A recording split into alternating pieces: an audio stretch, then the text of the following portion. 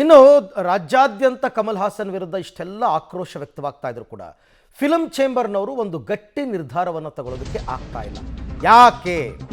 ಕ್ಷಮೆ ಕೇಳದ ಕಮಲ್ಗೆ ಪಾಠ ಕಲಿಸೋದಕ್ಕೆ ಹಿಂದೇಟ್ ಯಾಕೆ ಅಂತಕ್ಕಂಥದ್ದು ಪ್ರಶ್ನೆ.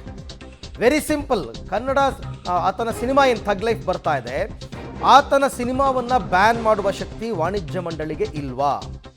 ಕಮಲ್ ಹಾಸನ್ ಸಂಪರ್ಕಕ್ಕೆ ಸಿಗ್ತಿಲ್ಲ ಅಂತ ಸಬೂಬ್ ಬೇರೆ ಹೇಳ್ತಾರೆ. ಅವ್ರು ಸಂಪರ್ಕಕ್ಕೆ ಸಿಗದೇ ಇದ್ರೆ ನಮಗೇನಾಗಬೇಕು? ಸಿನಿಮಾ ಬ್ಯಾನ್ ಮಾಡಿ ಅಷ್ಟೇ. ಕನ್ನಡ ಪರ ಸಂಘಟನೆಗಳ ಹೋರಾಟ, ದೂರಿನ ಬುಗ್ಗು ಯಾವುದೇ ಕಾರಣಕ್ಕೂ ಕೂಡ ಅವರು ಬಗ್ತಾ ಇಲ್ಲ. ಆದರೆ ಸೋನು ನಿಗಮ್ ವಿಚಾರದಲ್ಲಿ ದಿಢೀರಂತ ಪ್ಲಾನ್ ಮಾಡ್ತಾರೆ, ಅಸಹಕಾರ ಘೋಷಣೆ ಮಾಡ್ತಾರೆ, ಇನ್ನು ಮುಂದೆ ನಮ್ಮ ಸಿನಿಮಾಗಳಲ್ಲಿ ಆತನ ಕೈಲಿ ಹಾಡಿಸಲ್ಲ ಅಂತಾರೆ. ಕಮಲ್ ಹಾಸನ್ ವಿಚಾರದಲ್ಲಿ ಫಿಲಂ ಚೇಂಬರ್ ಯಾಕೆ ಹಿಂದೇಟ್ ಹಾಕ್ತಾ ಇದೆ? ಪರಭಾಷಾ ಬಿಗ್ ಸ್ಟಾರ್ ಚಿತ್ರಕ್ಕೆ ಬ್ಯಾನ್ ಹೇರಿಕೆ ಮಾಡೋದಕ್ಕೆ ಭಯನಾ ಅಂತಕ್ಕಂಥ ಪ್ರಶ್ನೆ. ಇಷ್ಟೊತ್ತಿಗಾಗಲೇ ಫಿಲಂ ಚೇಂಬರ್ನವರು ಒಂದು ಗಟ್ಟಿ ನಿರ್ಧಾರವನ್ನು ತಗೋಬೇಕಾಗಿತ್ತು. ಈ ಇಶ್ಯೂ ಆಗಿ ಹೆಚ್ಚು ಕಡಿಮೆ 5 ದಿನ ಆಗ್ತಾ ಬರ್ತಾ ಇದೆ. 5 ದಿನಗಳಿಂದಲೂ ಕೂಡ ಫಿಲಂ ಚೇಂಬರ್ಗೆ ಹೋಗಿ ದೂರು ಕೊಟ್ಟು ಎಲ್ಲ ಮಾಡಿದ್ದಾರೆ ಕನ್ನಡ ಪರ ಸಂಘಟನೆಯವರು. ಆಯಿತು, ಅವ್ರು ಕ್ಷಮೆ ಕೇಳಲಿಲ್ಲ ಅಂದರೆ ಅವ್ರ ಸಿನಿಮಾವನ್ನು ನಾವು ಬಿಡುಗಡೆ ಮಾಡಲ್ಲ ಅನ್ನೋ ಒಂದು ನಿರ್ಧಾರಕ್ಕೆ ಇವ್ರ ಕೈಲಿ ಇನ್ನೂ ಬರೋಕ್ಕಾಗಿಲ್ಲ. ಮಾತಂದಿರೋದು ಇಡೀ ನಮ್ಮ ಕರ್ನಾಟಕದ ಜನತೆನೇ ಕ್ಷಮಿಸೋದಿಲ್ಲ ಅಂಥದ್ರಲ್ಲಿ ಕನ್ನಡ ಪರ ಸಂಘಟನೆಗಳು ಸುಮ್ಮನೆ ಇರ್ತಾವ.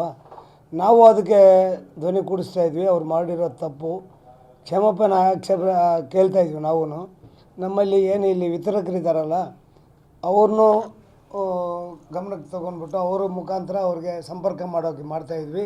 ಅವ್ರು ಇನ್ನೂ ನಮ್ಮ ಸಂಪರ್ಕ ಸಿಕ್ಕಿಲ್ಲ.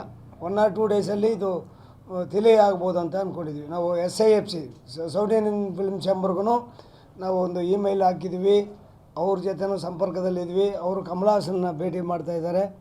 ಅವರು ಏನು ನಮಗೆ 1 or 2 ಡೇಸಲ್ಲಿ ನಮಗೆ ಇದು ಗೊತ್ತಾಗುತ್ತೆ. 5ನೇ ತಾರೀಕು ಒಳಗಡೆಂದು ಏನಾರು ಒಂದು ಆಗಲೇಬೇಕಾಗಿದೆ.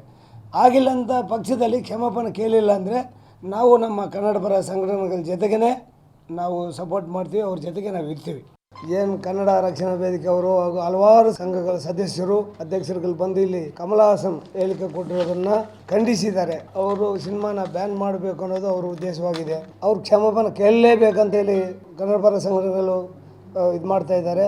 ಅದಕ್ಕೆ ನಾವು ಸ್ಪಂದಿಸಿ ಅವ್ರು ಮಾತಾಡೋದು ತಪ್ಪಂತ ಕ್ಷಮಾ ಕೇಳಲೇಬೇಕಂತ ಕೇಳ್ತಾ ಇದ್ವಿ. ಸಂಪರ್ಕ ಮಾಡೋಕ್ಕೆ ಎಲ್ಲ ಪ್ರಯತ್ನಗಳು ಮಾಡ್ತಾ ಇದ್ವಿ.